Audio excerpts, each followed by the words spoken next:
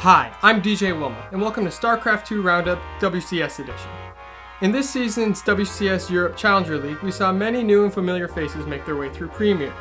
In Day 1, we saw Premier League veterans 4GG and Happy convincingly make their way through, and we also saw Harston manage to beat out in a series versus Elfie.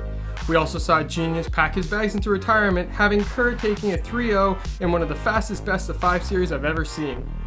In Day 2, we had Golden beat out Slivko, Euthermal surprisingly beat out Hazwabs, Firecake beat out Ferdy, and in one of the closest series of Challenger League, we saw Mana take out Bly after falling 0-2 in the series, a recommended series for any Liquid fans out there. Next, in Day 3, we saw Yoda's multitasking, dropping while attacking, and excellent macro beat out Mini Razor. And though Stefano beat out Starbuck 3-1 in his ZVZ, it still seemed that Stefano was making a few mistakes and not quite at his prime. Patience beat out Koss in a clean sweep, with Koss uncharacteristically not playing to the best of his abilities, and DeMuslim beat out Lobo in a one-sided 3-0.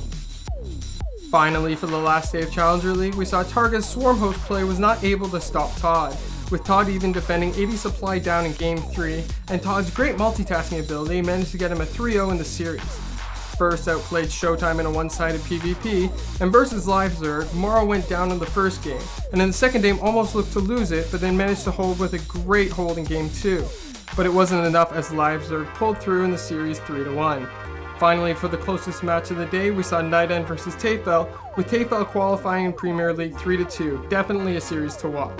In WCS America, we saw some of the most one-sided series in the Challenger League for the first 3 days, with Day 1 having Violet and Jim beating out Desro and Select 3-1 respectively, and Illusion surprisingly beating out JYP in Courage over STC 3-0. Desro, of all those who didn't qualify, seemed to have the best shot as he showed some really good games. Day 2 consisted of 4 clean sweeps with Suppy over Alive, Check over Ian, Masa over Slam, and Major over King Kong. Day 3 Hero beat out Xenocider 3-0 with Xenocider having some funky play, and the game of Minigun vs QXC was not played and postponed to the 12th with Minigun still being in the hospital. For the upset of the week, we had Hendralus 3-0 versus Scarlet, showing some cool strategies including a +1 Carapace Zerling Baneling attack to get ahead, and a great series to watch overall. Lastly, Haas took the first game off Pig Baby but couldn't come together and ended up having Pig Baby win the series 3-1. The final day of Challenger League for WCS America saw some of the closest series, with Jadon vs Noni ending in 3-1 for the Dong. Noni showed great play and fought really hard and really deserves to have a look at, especially in Game 3.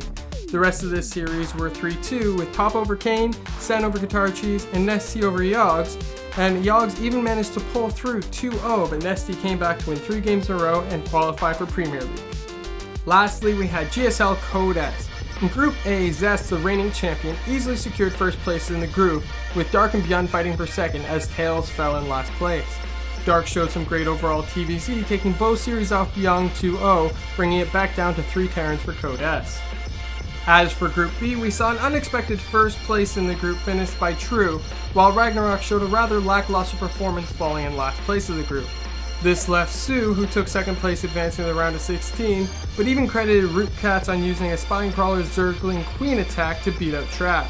So if you want to see how a GSL finalist pulls off Cat's play, check out the final series of the group on Overgrowth. In Group C, we saw Stork come out of the gate throwing aggression at Rain, but to no avail, losing the first series.